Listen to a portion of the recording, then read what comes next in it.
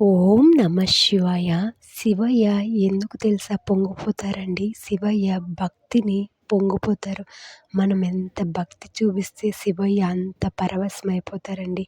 భోలా శంకరా నేను ఈ బాధలు ఉన్నానంటే ఆ తండ్రి కరిగిపోయి మన బాధలన్నీ తొలగిస్తారండి.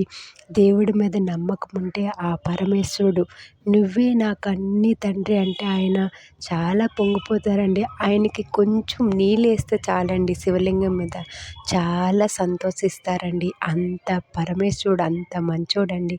అలాగే పొద్దున్న 6 కల్లా ఇంట్లో దీపాలు వెలిగించుకోవాలండి. అప్పుడు చాలా మంచిదండి. పొద్దుకే వరకు ఉండకూడదనమాట.